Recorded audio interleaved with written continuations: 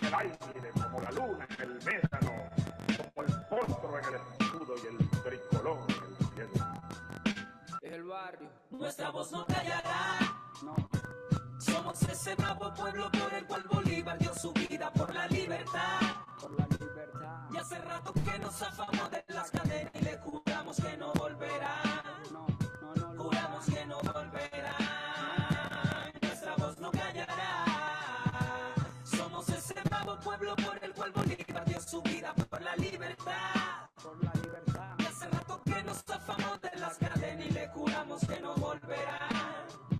Juramos que no volverá. ¡Ey! Rebeldía bolivariana, una rebelión de militantes que como estandarte llevan el barrio siempre adelante misterioso. Mi gente no quiere más engaños, son los mismos títeres que se caló el pueblo por 40 años. La lucha no parará, venceremos y vencerá todo revolucionario que por el pueblo pregone la igualdad. Nuestra moral no se cae y fieles a la patria como con Simón lo fue Manuel Sáenz. Nuestra voz no callará el camino que está Es que no tengo manera de cortar una linda y hermosa canción. Yo creo que es una de las canciones que entré en bucle hace ya un buen tiempito y me podía pasar días y días, pero no escuchando una vez por día, sino escuchándola muchas veces, pero muchas veces. De hecho, no conocía a los chicos que rapean así. Recuerdo que fue de unas elecciones presidenciales. No sé si me atrevo a decir que fue el 2013. Yo juraría que fue 2013 o 2012. Ya lo vamos a poner en nuestras redes sociales. Se llama No Volverán, de Gregory Palencia, Zapato MC y Deja Vu. Es una canción hermosa, muy, muy, muy hermosa. Ahora acabo de ver, fue 11 años después del golpe de Estado, o sea, 2013, no me equivoqué. Es una canción muy bella. Y es una canción que la queremos poner para enmarcar este ratito pizarrero de analizar las elecciones presidenciales en Venezuela. Sí, porque hay elecciones presidenciales en Venezuela. Es decir, sí, hay elecciones en Venezuela, no es un oxímoron. Hay elecciones en Venezuela. Sí, hay elecciones en Venezuela y teníamos muchas ganas de analizarlo y habíamos prometido que vendrían sorpresas. Y verdaderamente la mayor sorpresa que tengo acá es que tengo una amiga que se acaba de conectar con nosotros y con nosotras y es amiga, amiga, amiga. O sea, así que si le critican a ella, me van a criticar a mí también. Amiga Patricia Villegas, presidenta de Telesur, colombiana, venezolana, bienvenida a esta travesura llamada La Pizarra. Pues yo contentísima de estar nuevamente en La Pizarra, un proyecto que conozco desde que estaba así, de chiquito, en la mente de Alfredo y de su equipo.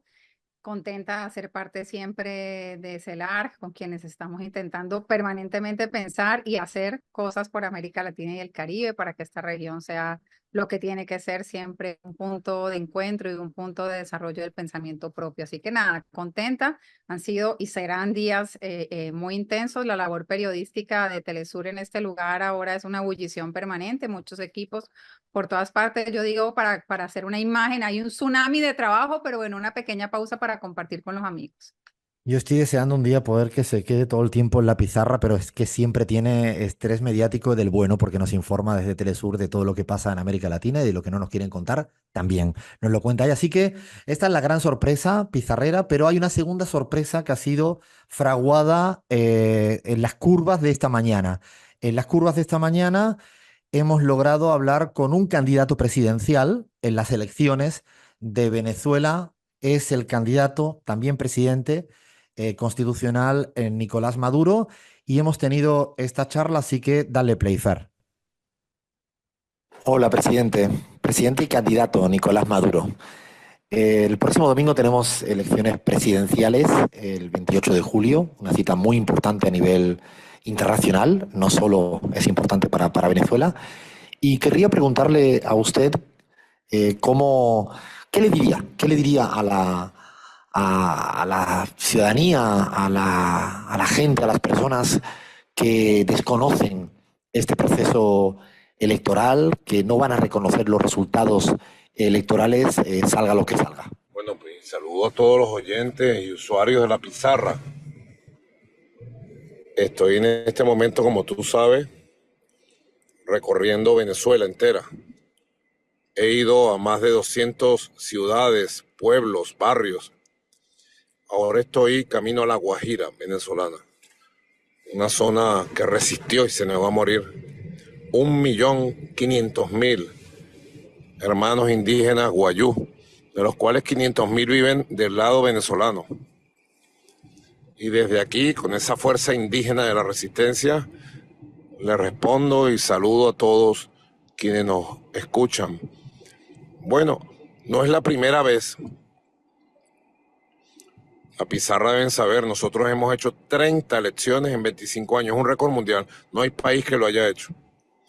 De 30 elecciones hemos ganado 28, porque somos una realidad, tenemos un poder popular, poder social.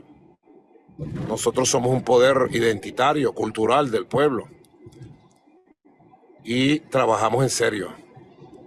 De esas 30 elecciones, la oposición, cuando estuvo toda unida, ganó 2 veces. Una en el 2007, una reforma constitucional que no fue posible, y otra 2015, que nos metieron una guerra económica brutal, desabastecieron el 80% del país y confundieron una parte de la población y ganaron la Asamblea Nacional. En esas 2 oportunidades, nosotros de inmediato, primero el comandante Chávez y después yo, salimos a reconocer los resultados como debe ser. Si uno va a un partido de fútbol, tiene que respetar al árbitro. No puede salir a darle patadas al árbitro, a escupirle la cara, a pegarle cuando canta un penalti o una falta, un tiro libre, o cuando valida un gol y tú dices que no es gol, que fue fuera de lugar, offside, que le dicen. Nosotros respetamos el árbitro, las reglas de juego y la democracia. De las 28 veces que nosotros hemos ganado, de esas 30 elecciones, la oposición en la mayoría ha salido a gritar fraude, sin prueba. Nunca ha presentado una prueba. Nunca, jamás. Imposible. Porque el sistema electoral venezolano es totalmente confiable. Se le hacen 16 auditorías antes, durante y después del proceso electoral. Es un proceso automatizado, con todas las formas de chequeo y de protección a todo nivel. Así que no nos sorprende para nada que, viéndose perdidos como están, la derecha envenenada de fascismo en Venezuela salga a quitar fraude y sus cómplices, el fascista Milei, el neofascista Noboa de Ecuador, que asaltó la embajada de México, y la derecha alineada a los intereses y arrastrada a los intereses de los gringos, salgan a hacerle el coro. Lo que sí te puedo decir, hagan lo que hagan, no van a poder detener el curso de la historia. Y nosotros vamos a una gran victoria y no la van a manchar ni a perturbar. Ahora me gustaría saber qué tiene hoy el candidato Nicolás Maduro en estas elecciones 2024 que no tenía aquel candidato también Nicolás Maduro en el 2013. ¿Cuáles son las principales diferencias que encuentra usted entre este candidato actual y aquel otro candidato hace unos años? Bueno, lo primero, tengo un conocimiento más profundo del país. Hemos pasado amenazas, sanciones criminales, 930, y a cada una la hemos enfrentado y hemos conseguido ante cada sanción 100 soluciones. Han tratado de matarme 100 veces y aquí vamos pues, vivos, de pie, y eso deja una experiencia muy grande. Y además tenemos hoy un poder popular mejor organizado, más pueblo organizado, mejor organizado. Tenemos más experiencia, hemos logrado vencer la guerra económica, un país creciendo al ritmo de 8%, con la inflación más baja en 39 años. Vamos a tener el mayor crecimiento económico de toda América Latina y el Caribe, con bajísima inflación. Y vamos en 1 o 2 años a inflación mínima, récord. Un país produciendo con las ideas claras y las riendas de la economía en las manos. Otro país tenemos.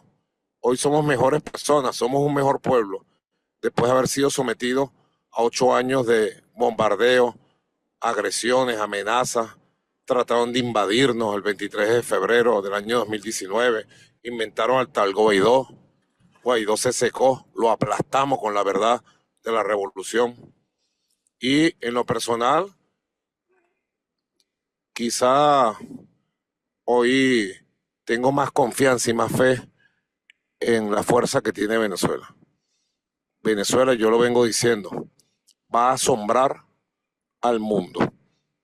Va a asombrar al mundo con el desarrollo de este nuevo modelo económico, recuperando el estado de bienestar social que nos dejó Chávez y profundizando la democracia verdadera, que es la democracia popular, la democracia directa, la democracia de la gente, la democracia de las comunidades, la democracia del socialismo en lo territorial.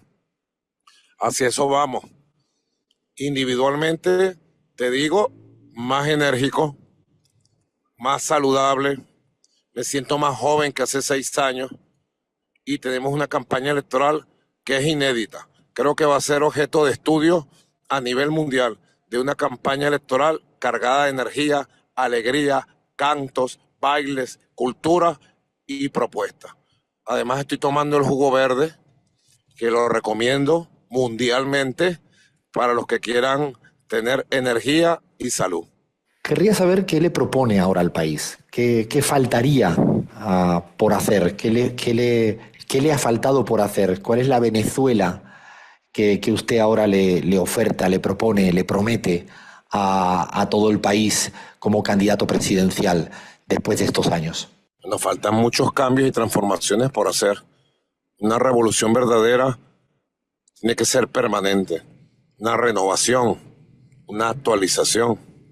Hace falta construir un nuevo Estado, no burocrático, no lento, y terminar de superar las trabas del viejo Estado rentista petrolero, muy burocrático, y que sea más tecnológico, un Estado que responda a la nueva sociedad.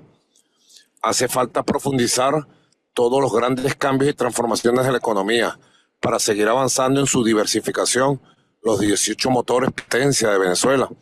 Ya nosotros hemos logrado un récord, que es abastecer el 100% del mercado interno con producción nacional.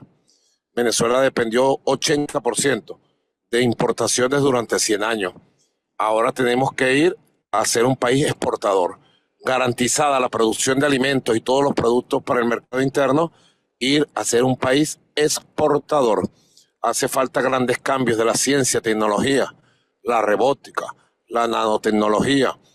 Bueno, llevar la educación venezolana a los niveles más altos de los valores humanísticos y del desarrollo tecnológico. Hoy por hoy le garantizamos el cupo universitario al 100% de muchachos que se gradúan de bachilleres.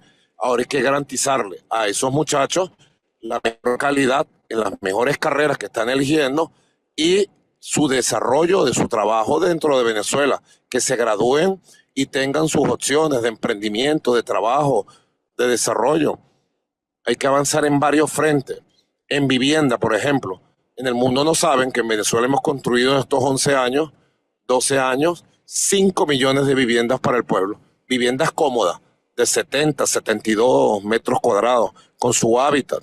Realmente hemos construido no viviendas apartadas, hemos construido grandes complejos urbanísticos.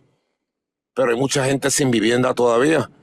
Y el compromiso es construir 3 millones de viviendas más, que lo vamos a lograr. ¿Con quién? Con el poder popular. Con el poder. Y no son promesas, son hechos, porque ya a esta altura, en este momento, estamos construyendo 400.000 viviendas. También en el campo de la economía social, nosotros somos los reyes mundiales del emprendimiento. Hemos logrado del año 21 hasta aquí certificar, empoderar y echar a andar 1.327.000 emprendimientos en manos de emprendedores familiares, emprendedores personales. Y yo he propuesto, por ejemplo, de agosto a agosto 24, agosto 25, financiar 1 millón de nuevos emprendedores en el país. En un año, si ese ritmo lo llevamos a 6 años, estaríamos financiando por lo menos 6 millones de emprendedores.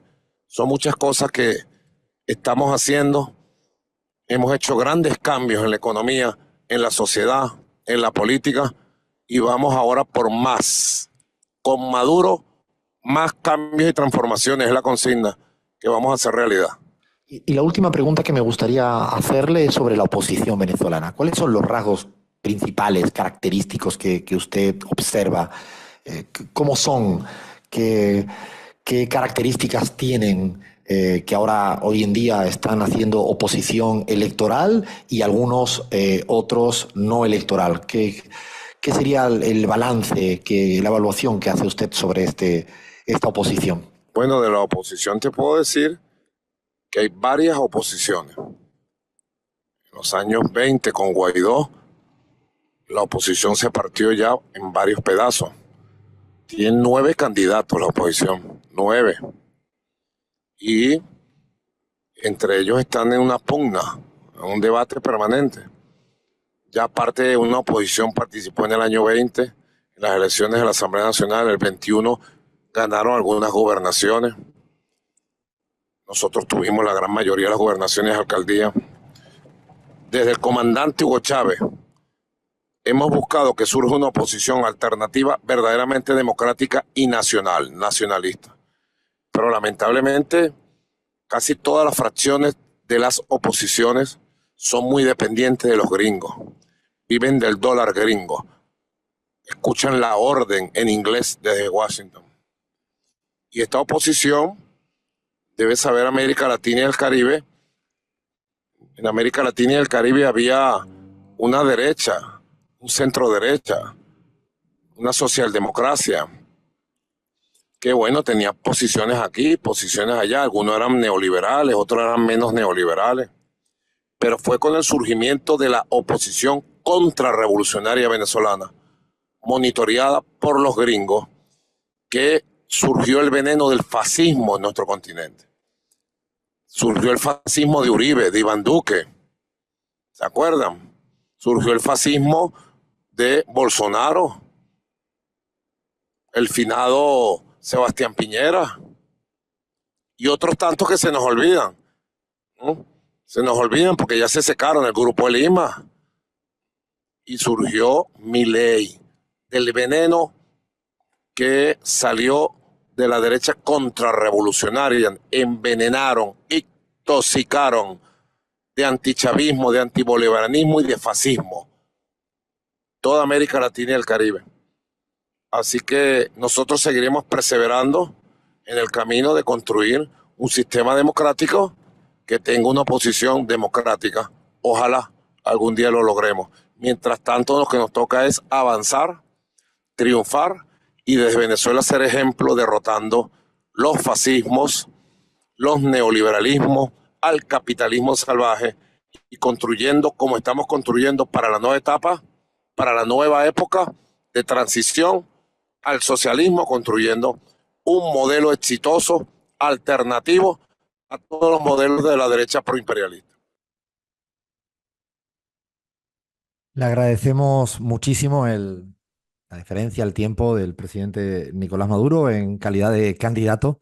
Queríamos tenerle acá y lo hemos tenido y le hemos podido escuchar con atención. Y a partir de todo lo que nos ha dicho, que nos ha dicho mucho, mucho en términos internos, pero también en claves incluso de hipótesis geopolíticas para debatir y para analizar, yo quiero escuchar a mi amiga Patricia Villegas para que nos explique, nos ayude a entender cuáles serían las claves que habría que prestar atención desde lo electoral, desde lo político, en una elección que siempre despierta mucha controversia porque muchos se ponen sus anteojeras y quieren verlo con sus prejuicios. Pero es interesante incluso el dato de que hay 9 candidatos opositores. Digo, empezaría casi por algo que a veces es muy obviado y entre ellos acérrimos opositores. No es que sean todos amigos del chavismo, ¿no? Sí, bueno, creo que ese es como uno de los primeros titulares tras escuchar al presidente y candidato Nicolás Maduro en la pizarra. Realmente la prensa ha estado hablando de una elección polarizada, en el sentido de poner los dos polos o los antagónicos y a quienes les da generalmente mayor cantidad de centímetros en los medios de comunicación o de minutos en la televisión y en la radio. Pero la verdad es que esta es una elección con 10 candidatos y eso no es solo retórica. Esto es muy importante porque han pasado muchas cosas en Venezuela en los últimos años. Quizá estos años han sido el tiempo en el que peor se ha contado lo que ha sucedido en Venezuela porque se ha tergiversado o se ha invisibilizado, pero de manera, digamos, en el carácter político, hay una división muy intensa de los sectores de oposición venezolana, fundamentalmente por la relación con los Estados Unidos. El presidente dice casi todos están muy ligados a los Estados Unidos y es verdad, pero también es cierto que hay una posición que ha mostrado tener posturas nacionalistas y en eso se diferencian mucho con la oposición que recibe mucha atención, que es la denominada PUT, ¿no? Que es la que hoy encabeza María Corina Machado con el candidato Edmundo González Urrutia. Pero hay otros 8 candidatos que tienen y expresan también sentires opositores de los venezolanos del común, del ciudadano opositor al proyecto del chavismo, a la revolución bolivariana, pero que encuentra en esas otras 8 opciones algunas oportunidades para expresarse electoralmente. Y eso es una clave, no solamente de carácter político, sino también en números, Alfredo, compañeros, porque algo van a recibir esos candidatos en los porcentajes de votación el próximo domingo 28 de julio y podrá explicar en buena medida el resultado final de esa elección. Entonces creo que lo primero que hay que decir tras escuchar al presidente es eso, es que efectivamente hay muchas oposiciones, hay una oposición que concentra mucho interés mediático y político, que tiene a la gran prensa detrás, que es justamente la de la PUD, la Mesa de la Unidad Democrática, que ahora se convirtió en plataforma democrática, pero y que es la que ha estado en todas las negociaciones con el gobierno del presidente Maduro. Y estas otras oposiciones, mucho más inteligentes en términos electorales, han venido ganando espacios, efectivamente. Entonces hoy hay diputados estadales, hay concejales, hay gobernadores, hay alcaldes que representan a estas opciones políticas, a esta cosa más variopinta, a esta cosa más de grises, de matices y no blanco y negro. Y la otra cosa que creo que también hay que decir en esta clave, en esta primera lectura, es que siempre hemos pensado en una Venezuela supremamente pugnaz, polarizada, en la que quienes han estado en este país saben y me darán la razón y recordarán esos momentos en los que era imposible montarse al metro de Caracas, por ejemplo, con una ramera, camiseta o del chavismo o de la oposición, porque había inmediatamente se podía encender por lo menos una gran discusión. Hoy eso no está pasando en el país y eso también expresa esta cosa más variopinta. Es que aquí hubo una guerra, Alfredo. Estos 10 años han sido de guerra. No cayeron bombas, pero la República estuvo sometida a una guerra. Y la guerra transforma también las subjetividades. No solamente transforma tus condiciones objetivas, sino también subjetivas. Y hoy el venezolano valora de una y otra posición política por encima de muchas otras cosas, la paz social que el país ha conseguido. No solamente la paz desde el punto de vista de la disminución radical importantísima de la delincuencia, de los homicidios, del secuestro, del robo, de estas cosas mentales, sino que la paz como valor social, como el país estuvo viviendo una violencia política tan fuerte, las denominadas guarimbas, hubo gente que murió quemada, hubo gente que por ser chavista o por parecer chavista, hubo gente que murió degollada porque los opositores ponían guayas de un lado al otro de la calle para que los chavistas, que generalmente eran los motorizados en aquella época, se degollaran. O sea, vivió momentos tan duros, tan intensos. Hoy la paz es un gran valor para los venezolanos de cualquier tolda política o de cualquier posición política y electoral. Y eso también marca, es un sello de esta elección, que hay que decirlo, tiene unas marcas permanentes. Es una elección posguerra, es una elección pospandemia, es una elección en la que el venezolano tiene 2 cosas en común hoy mayoritariamente.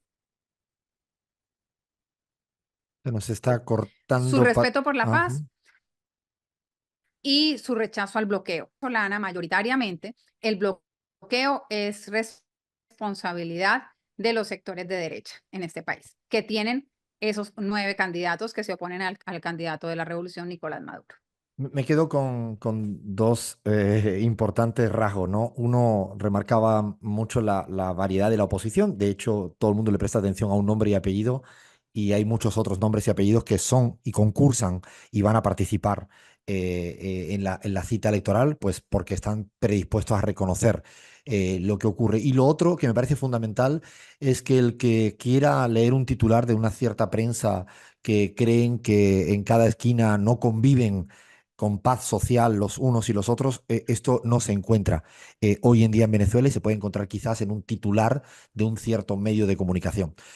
Tomamos un poco de aire, pero no nos vamos del análisis especial Venezuela, 28 de julio del 2024, aquí en La Pizarra.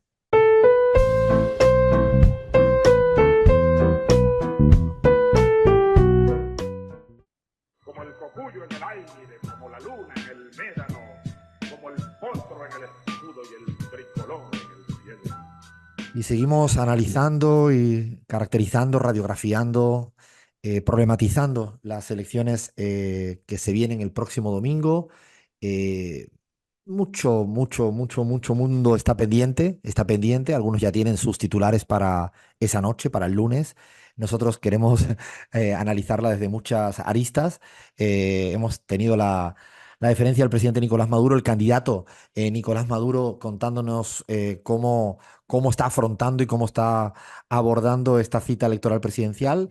Y contamos aquí con Patricia Villegas, presidenta de Telesur, amiga desde Caracas. Y yo quería hacerle otra pregunta en torno a algo que a veces es muy invisible desde afuera, y es estas campañas electorales que en Venezuela también son tan tecnológicas. Hay una gran guerra, una gran disputa, una gran discusión de todo lo que tiene que ver las redes sociales. Es decir, en Venezuela también han llegado las redes sociales en todos y cada uno de los candidatos. Hemos observado cómo el presidente Nicolás Maduro ha hecho una campaña muy proactiva en materia de redes sociales, en su TikTok, hoy en día muy seguido, muy creativa, pero también el resto de candidaturas.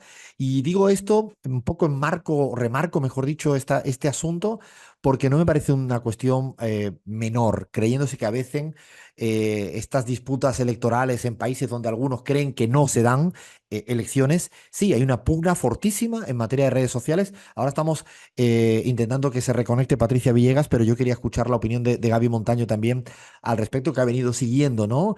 Que uno a veces no se imagina, no, el presidente Maduro, pero también los opositores están teniendo su batalla electoral en materia de redes sociales, ¿no? Bueno, Alfredo, no nos olvidemos que Venezuela ha estado entre los países que mayor cantidad de celulares per cápita tiene en el mundo. Es decir, que aquellos que se imaginan a Venezuela siempre como stocks de supermercado vacíos, etcétera, etcétera, también tienen que enterarse de que el consumo a nivel de redes sociales y de celulares en Venezuela es gigante. Por lo tanto, es un espacio donde la batalla política también se ha dado en esta campaña. Y yo le agregaría otros dos elementos que también nombró el presidente Maduro, que tiene que ver con la situación económica. Es una situación económica en la que, aunque quieran taparlo muchos, está mucho mejor de lo que estaba hace algún tiempo. Va a tener en relación al resto de la región crecimientos que son impresionantes. Algunos esperaban que esa recuperación económica sea solamente un rebote post pandemia y que luego no pueda tener sostenibilidad en el tiempo. Pues no ha sucedido. Ha seguido mejorando la situación económica de miles de venezolanos y venezolanas. Ya quisiera seguramente la oposición que esto no sucediera, ¿no? Como siempre pasa cuando hay un gobierno que se parece a su pueblo. Y un segundo elemento es que en todos los procesos electorales, de una u otra manera, la oposición venezolana y la oposición en los medios de comunicación a nivel mundial empiezan a instalar muy tempranamente la posibilidad de un fraude electoral cuando olfatean que puede haber un triunfo de el proceso en marcha en Venezuela a la cabeza de Nicolás Maduro. Lo hicieron antes con Chávez y lo han hecho innumerables veces. Y creo que son dos elementos que marcan también este proceso electoral en Venezuela.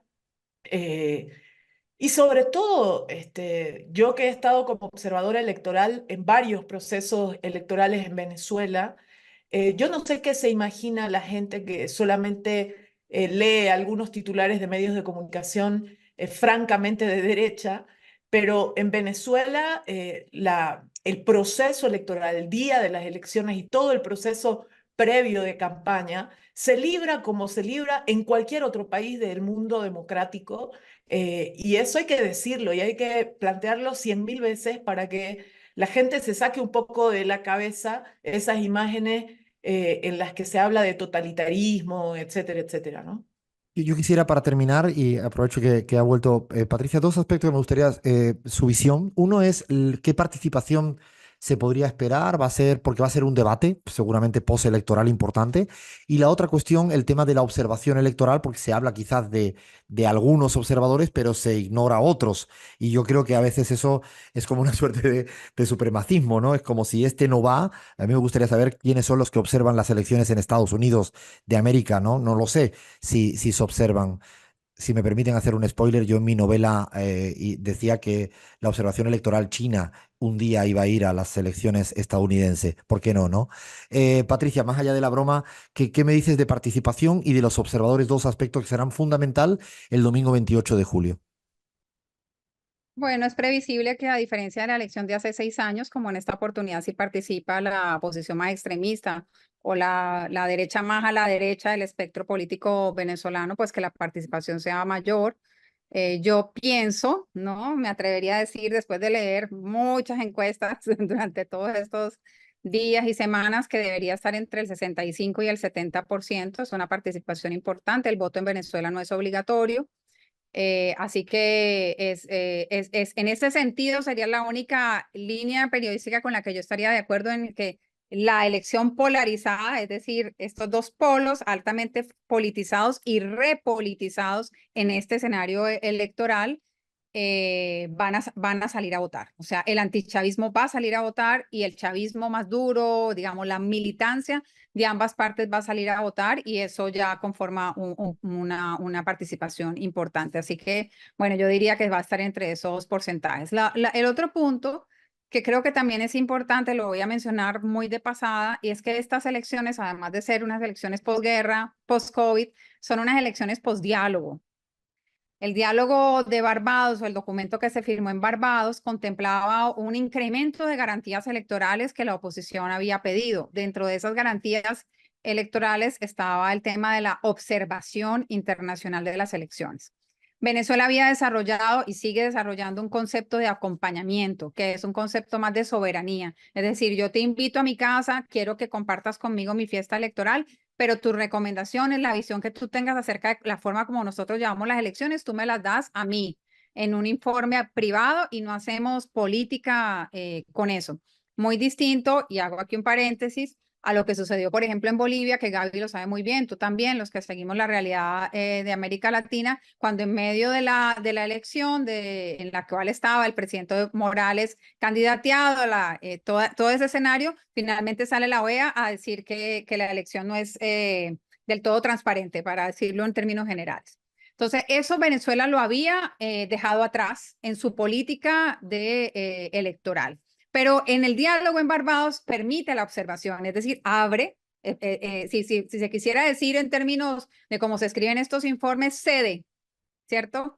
Porque cuando hay una negociación, pues obviamente todo el mundo cede un poco. Entonces, hay observadores electorales en esta elección. Quienes no vienen a esta elección es la observación electoral de la Unión Europea.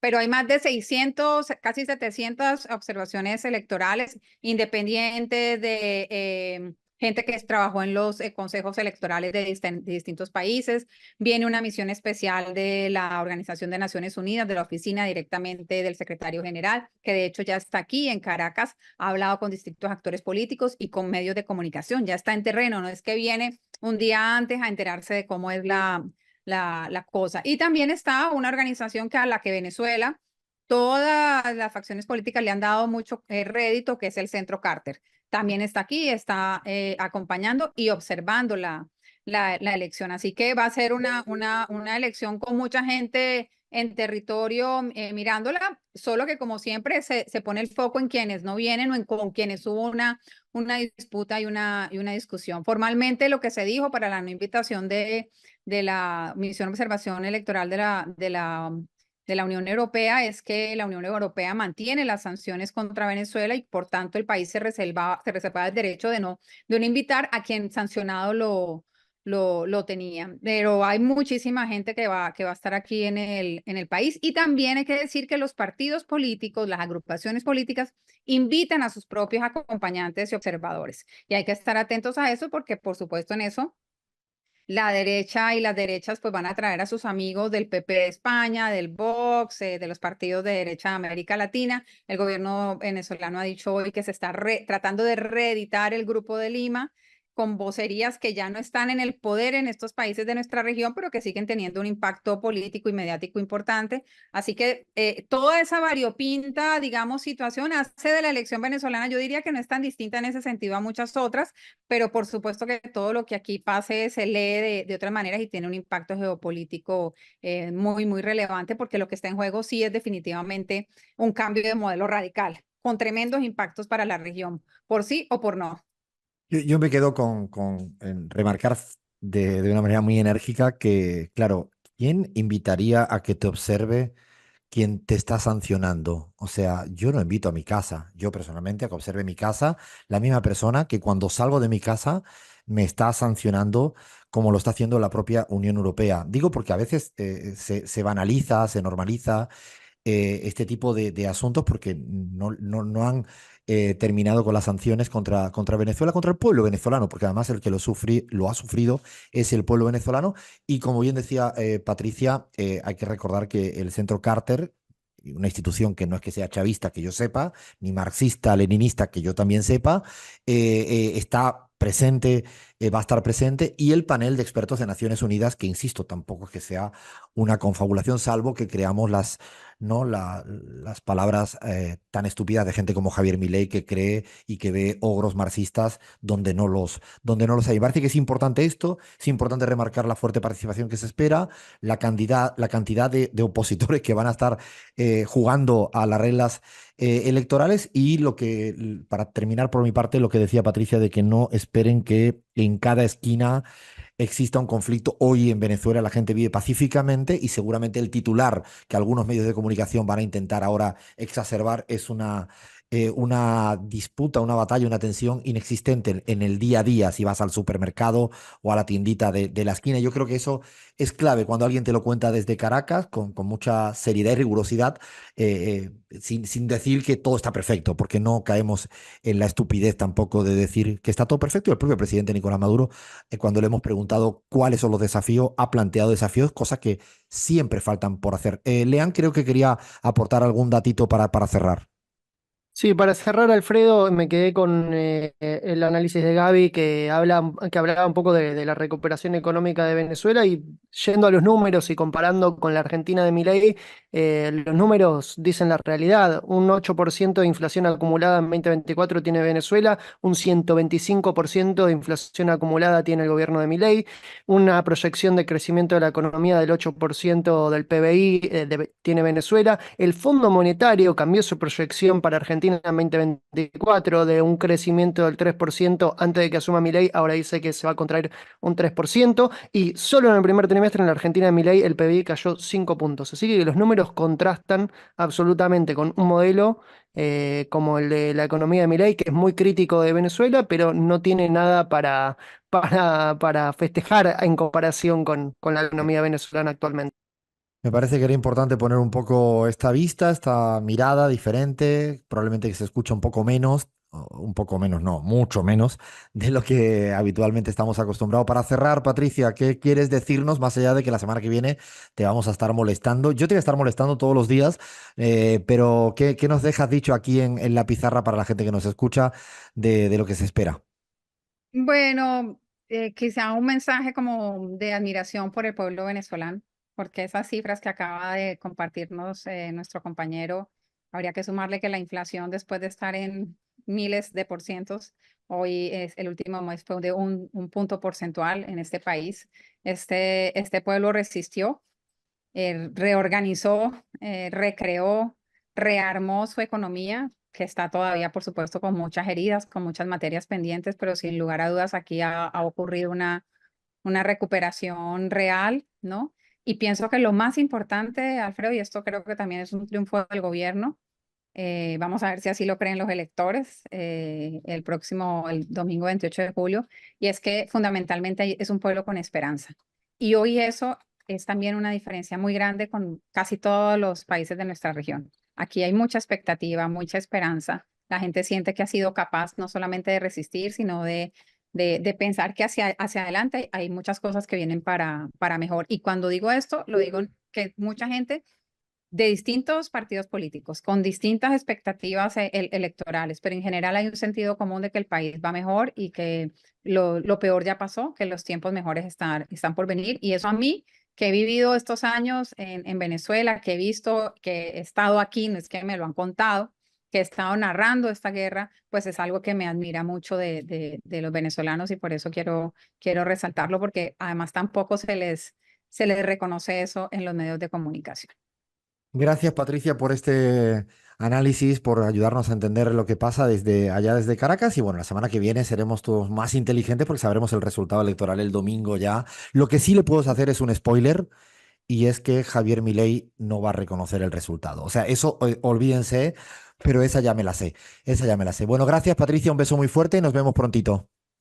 Chao, un abrazo para todos y para todas. Hasta la próxima Seguimos, semana con resultados. seguimos en la pizarra.